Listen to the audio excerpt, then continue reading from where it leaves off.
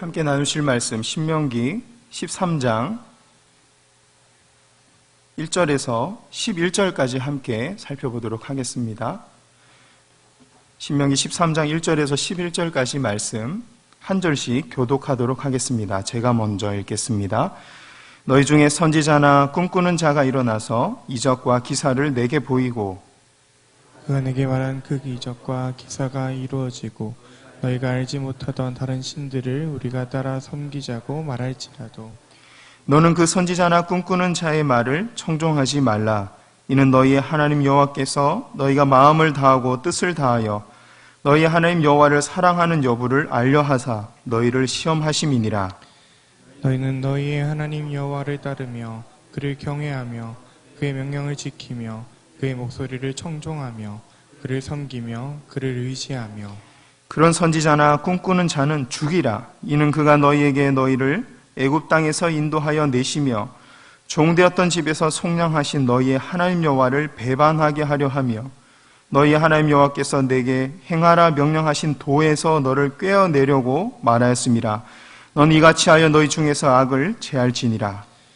내 어머니의 아들 곧 내 형제나 내 자녀나 내 품의 아내나 너와 생명을 함께하는 친구가 가만히 너를 깨어 이르기를 너와 내 조상들이 알지 못하던 다른 신들 곧 내 사방을 둘러싸고 있는 민족 혹 내게서 가깝든지 내게서 멀든지 땅 이 끝에서 저 끝까지에 있는 민족의 신들을 우리가 가서 섬기자 할지라도 너는 그를 따르지 말며 듣지 말며 긍휼히 여기지 말며 애석히 여기지 말며 덮어 숨기지 말고 너는 용서 없이 그를 죽이되 죽일 때 내가 먼저 그에게 손을 대고 후에 뭇 백성이 손을 대라. 너를 인도하여 내신 내 하나님 여호와 너를 꿰내어 너는 돌로 쳐 죽이라. 함께 봅니다. 그리하면 온 이스라엘이 듣고 두려워하여 이 같은 악을 다시는 너희 중에서 행하지 못하리라. 아멘. 여러분들은 신앙생활 하시면서 어떤 기적을 체험해 보셨습니까? 이 거품을 물고 쓰러지는 사람에게서 귀신을 나가는 걸 이렇게 본 적도 본 분이 있다고 하시더라고요. 또 어릴 때 다쳐서 펴지지 않던 손가락이 펴진 분도 있고, 용하다는 기도원에서 들었던 나에 관한 미래에 대한 어떤 예언이 딱 들어맞았다는 분도 있습니다. 하나님께서 주신 기적을 체험하는 것은 하나님께 가까이 다가갈 수 있는 기회가 되기도 하고 하나님의 능력을 깨닫고 믿음을 더하게 하는 이 기회가 될 수도 있습니다. 하나님이 주신 여러 은혜 중에 하나인 것이죠. 이처럼 하나님께서 우리에게 기적이나 환상 등의 신비한 경험을 주신 이유는 하나님의 능력과 하나님의 주인 되심을 나타내고 하나님만이 우리의 구원자라는 사실을 깨닫게 하기 위함인 것입니다. 문제는 기적과 환상 등이 하나님의 영광이 아니라 사람의 영광을 나타낼 때입니다. 예를 들어서 치유의 은사를 받은 사람이 있다고 가정해 보겠습니다. 하나님이 주신 치유의 은사는 축복입니다. 또 자신에게 그 주어진 은사를 가지고 병든 사람을 고치고 전도하는 것 또한 선한 일일 것입니다. 그런데 사람들이 하나님이 아니라 치유를 베푸는 그 사람에게 주목하게 되고 하나님의 말씀보다 치유의 은사를 가진 그 사람의 말을 더 중요하게 여기는 순간 그때부터는 죄가 되는 것입니다. 그때부터는 치유의 은사를 베풀면 베풀수록 사람들이 하나님을 떠나게 만드는 일이 되고 더 많은 죄를 짓게 되는 것입니다. 그러므로 우리가 건강한 신앙생활을 하기 위해서는 눈에 보였다가 금방 사라지는 기적이나 환상, 특별한 은사에 주목하기보다는 변하지 않는 하나님의 말씀에 창념하고 주목해야 되는 것입니다. 또 여기저기에 나타나는 기적이나 은사 받았다는 사람을 찾아다니기보다는 자기 자신의 마음 중심이 진정으로 하나님을 향하고 있는지 늘 면밀히 살펴봐야 할 것입니다. 그럴 때 하나님께서 나에게 주신 은사나 기적들이 올바로 사용될 수 있습니다. 나에게 주신 은사들, 즉 경제력이나 지식, 음악이나 미술 등과 같은 예술적인 능력, 뛰어난 리더십, 그리고 신비로운 신앙 체험, 이러한 것들이 예수님이 하나님의 아들이시고 그분이 우리의 구원자 된다는 사실을 드러내기 위한, 나타내기 위한 도구와 방편으로 올바르게 사용될 수 있는 것이죠. 그런데 오늘 본문에는 그런 은사와 신비로운 체험들을 자기 이름을 높이는 데 사용하고 우상 숭배에 빠지는 그런 사람들에 관한 이야기가 기록되고 있습니다. 1절에서 3절 제가 다시 한번 읽어드리겠습니다.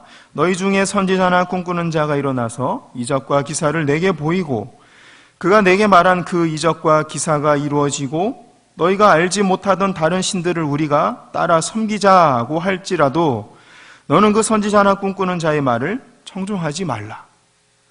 이는 너희의 하나님 여호와께서 너희가 마음을 다하고 뜻을 다하여 너희의 하나님 여호와를 사랑하는 여부를 알려 하사 너희를 시험하심이니라. 아멘.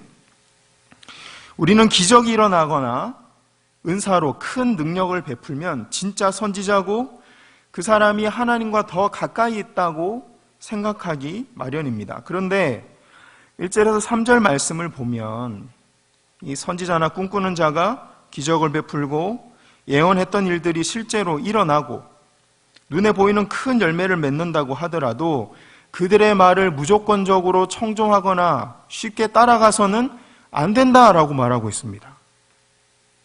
다시 말하자면 기적을 베풀고 큰 은사와 능력이 나타난다고 해서 반드시 그 사람이 선한 선지자고 하나님이 사용하시는 거룩한 종이라는 뜻은 아니라는 겁니다.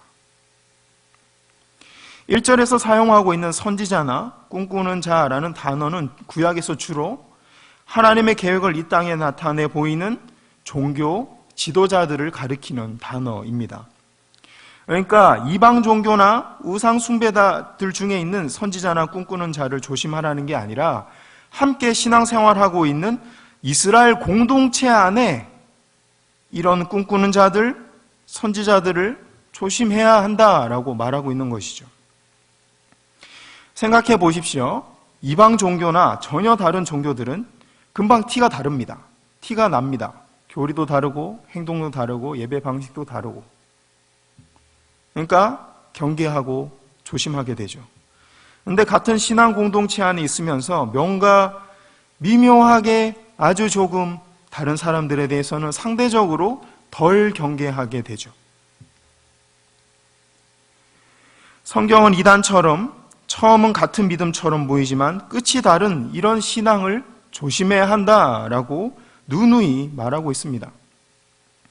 우리는 우상 숭배자나 거짓 선지자가 막연히 멀리 있다고 느끼지만 실제로는 함께 신앙생활하는 공동체나 한 집에 살고 있는 가족들 중에 있다라고 말씀하고 있는 것이죠.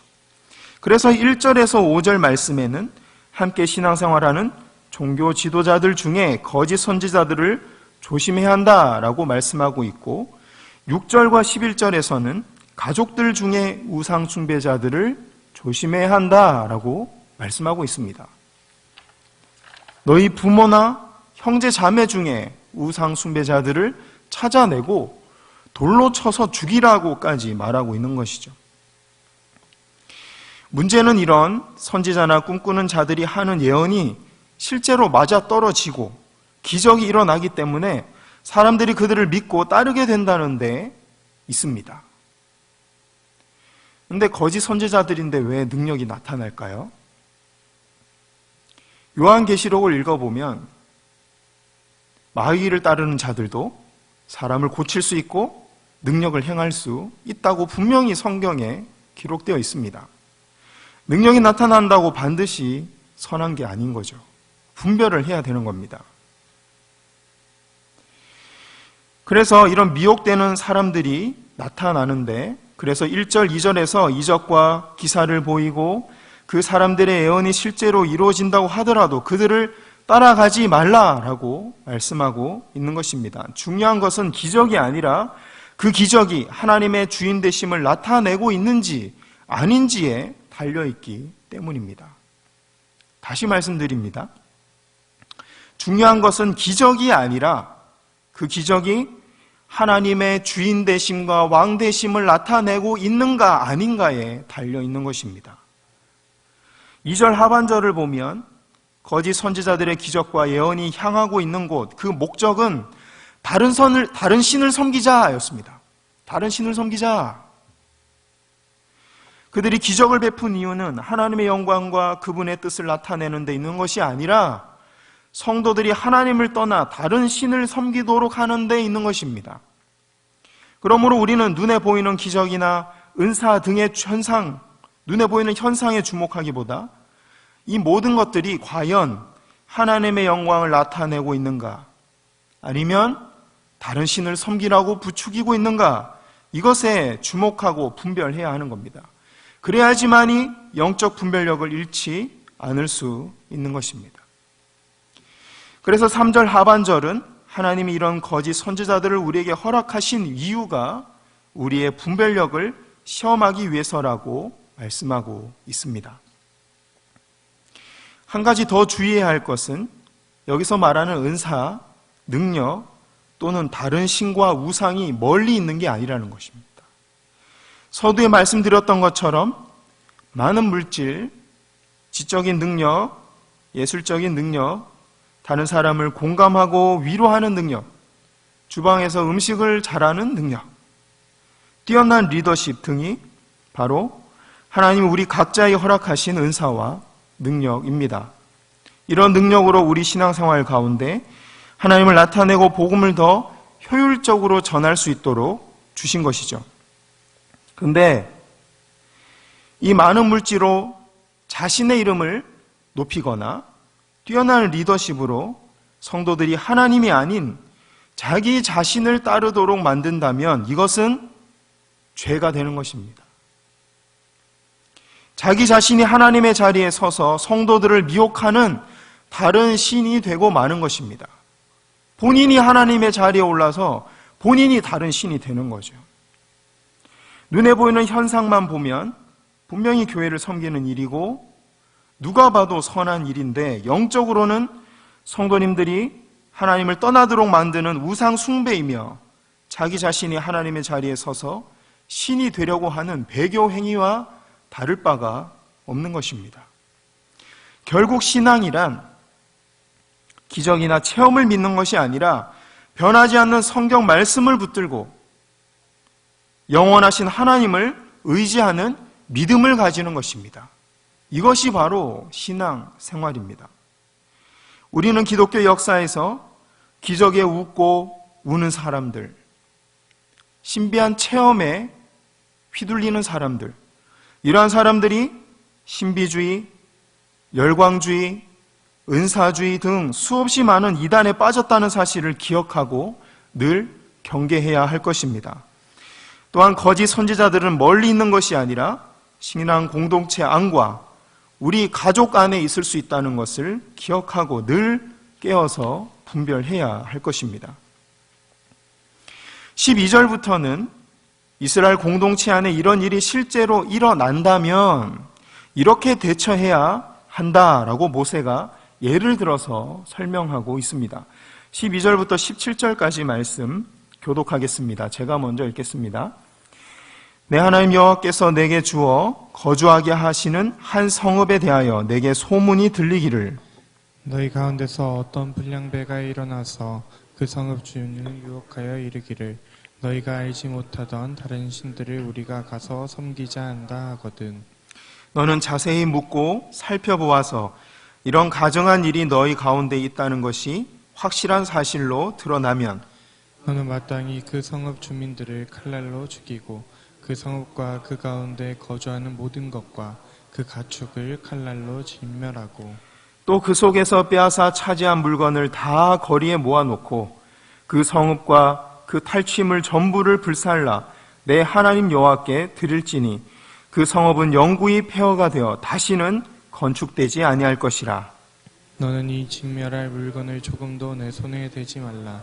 그리하면 여호와께서 그의 진노를 그치시고 너를 긍휼히 여기시고 자비를 더하사 내 조상들에게 맹세하심 같이 너를 번성하게 하실 것이라. 아멘.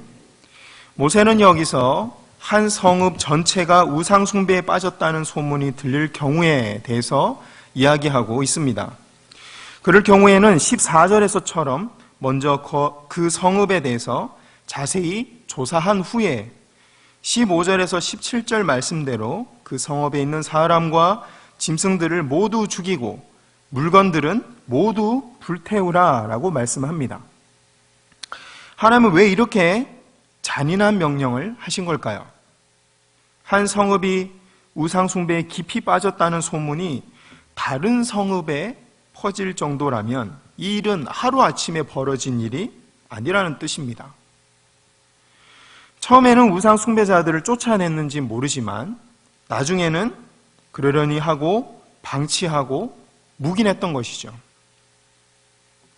방치하고 묵인하는 시간이 길어지자 나중에는 우상 숭배에 동조하게 됐고 결국에는 성읍 전체가 거리낌 없이 우상 숭배에 가담하게 된 것입니다. 그때부터는 우상 숭배가 잘못됐다고 외치고 하나님만 섬겨야 한다고 가르치는 사람이 오히려 불이익을 당하고 따돌림 당하는 분위기가 되고 만 것이죠. 그래서 하나님은 이 성읍을 진멸해서 더 이상 다른 성읍들이 우상 숭배에 빠지지 않도록 보호하실 수밖에 없었던 것입니다. 크게 두 가지 예를 들 수 있는데요. 오늘날 동성애와 신천지가 그 예입니다. 불과 제가 어렸을 적에 한 20년 전만 하더라도 동성애라는 단어를 들어보기 힘들었습니다. 그리고 동성애라는 단어가 나오고 동성애자라는 사람이 나타나면 다들 돌로 쳐서 죽일 분위기였죠. 그런데 이 일이 반복되고 동성애 축제가 반복되고 TV에 동성애 드라마가 나오고 극장에 동성애 영화가 나오고 이 일이 계속 반복되다 보니까 사람들이 어떻게 했어요? 그러려니. 그리고 작년 올 봄까지만 해도 어땠습니까? 동성애를 보호하는 법까지 만들어져서 이제는 동성애가 잘못됐다고 말하는 사람들이 이 감옥에 갈 판이 되었습니다. 신천지도 처음에는 기독교 안에 있는 소수의 이단일 뿐이었습니다. 기독교가 신천지를 무시하고 방치하는 사이에 그들의 덩치가 너무 커져서 나중에는 어찌할 방법이 없었습니다. 이단 신천지가 오히려 정통 기독교를 공격하고 교회를 무너뜨리려고 특공대를 보내고 있었죠. 하나님은 한국교회가 해결할 수 없었던 신천지 문제, 오랫동안 교회가 해결해 달라고 기도해왔던 이 신천지 문제를 지금 코로나 바이러스라는 생각지도 못한 방법을 통해서 해결해주고 계십니다. 세월호 사건이 일어나기 전까지 세상 사람들이 봤을 때 구원파도 기독교였습니다. 마찬가지로 코로나 사태가 벌어지기 전까지는 세상 사람들이 봤을 때 신천지도 똑같은 그냥 기독교 교회였습니다.